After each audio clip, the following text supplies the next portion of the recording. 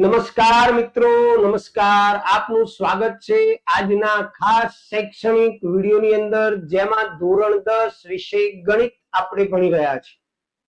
દોસ્તો, હું અમૃત લિંબાચિયા, આદર્શ ટ્યુશન ક્લાસ સંચાલિત આપણી યુટ્યુબ ચેનલમાં આપ સૌનું મિત્રો હાર્દિક સ્વાગત કરું છું. આજના વિડીયોની અંદર આપણે શીખવાના છીએ દોસ્તો વાસ્તવિક સંખ્યાઓ ચેપ્ટર નંબર 1 અને એનો સ્વાધ્યાય 1.2 નો દાખલા નંબર 2, જે ભાગ 7 છે. આગળ 1 થી 6 ભાગ આપણે અપલોડ કરી ચૂક્યા છીએ.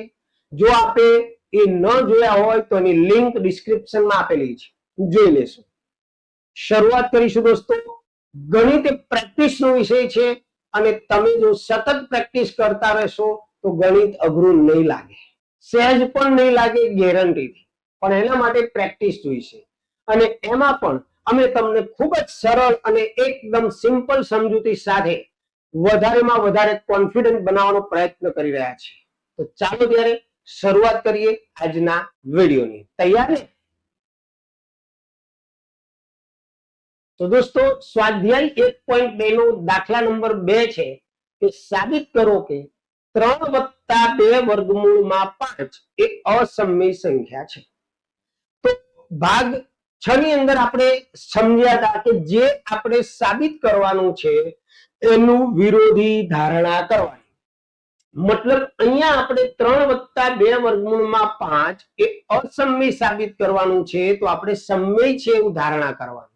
જો ધારો કે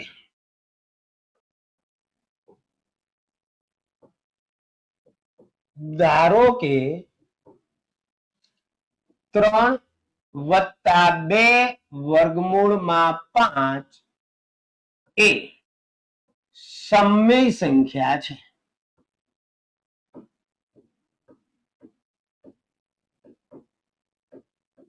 ઉલટી ધારણા કરવા. હવે માટે 3 + 2 વર્ગમૂળમાં 5 બરાબર a/b ધારવાનું.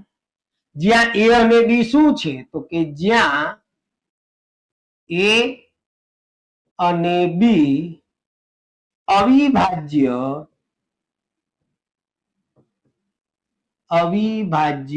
પૂર્ણાંક છે. અને અવિભાજ્ય સંખ્યાઓનો સામાન્ય અવયવ હંમેશા 1 હોય, એટલે કે એનો ગુસા 1 થાય. હવે આપણે શું કરવાનું છે ધ્યાન રાખજો કે અહીંયા જે 3 છે એને સામે લઈ જઈશું, તો 2 વર્ગમૂળમાં 5 બરાબર a/b. 3 પ્લસ છે, પાછળ લઈ જઈશું એટલે માઇનસ થઈ જશે 3. ત્યાર પછી વર્ગમૂળમાં 5 બરાબર, પહેલા આપણે આનું ગુણાકાર કરી નાખીએ એટલે અહીંયા 1 કહેવાય. ચોકડી ગુણાકાર કરીએ એટલે a નો 1 સાથે ગુણાકાર a, માઇનસ b નો 3 સાથે ગુણાકાર 3b અને છેદમાં b. આ રીતે આપણે ચોકડી ગુણાકાર કરીશું.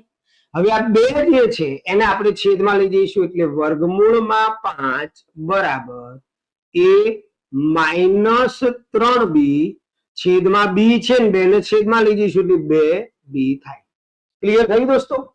શું કર્યું આપણે? સૌથી પહેલા તો આપણે 3 + 2 વર્ગમૂળમાં 5 એ અસમય છે એવું સાબિત કરવાનું હતું. એટલે આપણે પહેલા એનાથી વિરોધી ધારણા કરી કે ભાઈ સમય છે. પછી એના માટે a ના છેદમાં b લીધું, કારણ કે હંમેશા સમય સંખ્યાનું સ્વરૂપ કેવું હોય? તો કે અંશ અને છેદ સ્વરૂપમાં હોય. એટલે a/b અને a અને b એ કેવા પૂર્ણાંકો છે? તો અવિભાજ્ય પૂર્ણાંક છે. ત્યાર પછી આપણે આ 3 જે છે એને પાછળ લઈ ગયા એટલે -3 થયા. અહીંયા આપણે ચોકડી ગુણાકાર કર્યો, a નો 1 સાથે ગુણાકાર કર્યો, b નો 3 સાથે ગુણાકાર કર્યો અને છેદનો ગુણાકાર, એને ચોકડી ગુણાકાર કહેવાય હંમેશા. ત્યાર પછી આ 2 જે છે એને છેદમાં લઈ ગયા. હવે દાખલા તરીકે આપણે જાણીએ છીએ કે a b એ કેવી સંખ્યા છે? અવિભાજ્ય. તો આ જે સંખ્યા થઈ a - 3b છેદમાં 2b, અહીં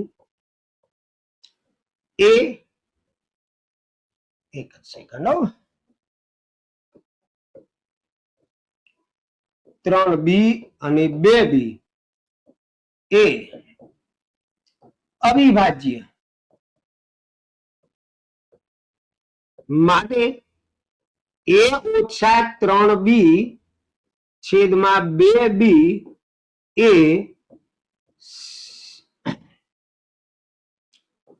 સમય સંખ્યા બને. આ a માઇનસ 3b છેદમાં 2b એ કેવી સંખ્યા બને? સમય.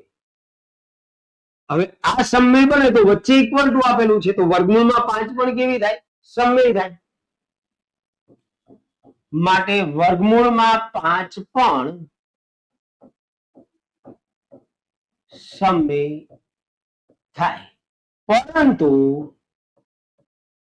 આપણે જાણીએ છીએ દોસ્તો કે વર્ગમૂળમાં 5 તો અસમય સંખ્યા છે, પરંતુ વર્ગમૂળમાં 5 એ અસમય સંખ્યા છે.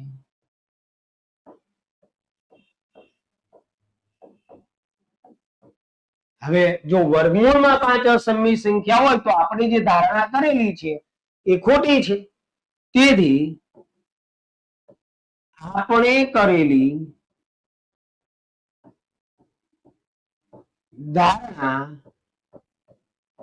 કે 3 વત્તા 2 વર્ગમૂળમાં 5 સમય છે તે ખોટી છે.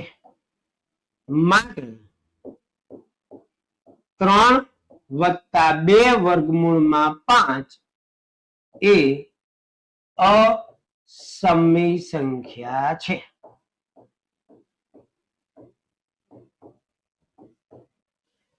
બરાબર. આ રીતે દોસ્તો તમારે ગણવાનું છે. પ્રેક્ટિસ કરવી પડશે. પ્રેક્ટિસ કર્યા વગર નહીં આવે. બહુ ઈઝી વસ્તુ છે. સૌથી પહેલા તો તમારે સમય છે એ ધારણા કરી લેવાની છે. પછી બરાબર a છેદમાં b લખવાનું, જ્યાં a અને b અવિભાજ્ય પૂર્ણાંક છે. પછી શું સમજાવ્યું જુઓ બરોબર કે 3 ને આપણે સામે લઈ ગયા, માઇનસ થયા. અહીંયા આપણે ચોકડી ગુણાકાર કર્યો, ત્યાર પછી 2 ને છેદમાં લઈ ગયા. હવે આ જે રકમ બની એ સમય થશે, a માઇનસ 3b છેદમાં 2b. તો એનો મતલબ એવો થાય કે વર્ગમૂળમાં 5 પણ સમય થાય. પણ આપણે હમણાં જ સાબિત કર્યા આની આગળના જ દાખલામાં કે વર્ગમૂળમાં 5 તો અસમય સંખ્યા છે, કારણ કે 5 નું વર્ગમૂળ નીકળે નહીં. એટલે 5 અસમય, વર્ગમૂળમાં 5 અસમય સંખ્યા થાય. તો એનો મતલબ કે આખી ધારણા આપણે જે કરી છે ખોટી છે. 3 વત્તા 2 વર્ગમૂળમાં 5 સમય છે એવી ધારણા આપણે કરી એ ખોટી છે. માટે 3 વત્તા 2 વર્ગમૂળમાં 5 એ અસમય સંખ્યા છે. ક્લિયર દોસ્તો? તો આશા રાખું કે તમને ખ્યાલ આવી જ ગયો હશે. દોસ્તો આવા જ અવનવા વિડીયો સાથે મળીશું નેક્સ્ટ વિડીયોમાં. જો આપ અમારી ચેનલ પર નવા હોવ તો સબસ્ક્રાઇબ કરી લેજો, અને વિડીયો ગમે તો લાઈક અને શેર કરવાનું ભૂલતા નહીં, જેથી કરી વધુમાં વધુ વિદ્યાર્થીઓનો લાભ લઈ શકે. મળીશું નેક્સ્ટ વિડીયોની અંદર કંઈક નવી ટ્રીક અને આવા જ નવા દાખલાઓ સાથે. ત્યાં સુધી આવજો. જય સ્વામિનારાયણ.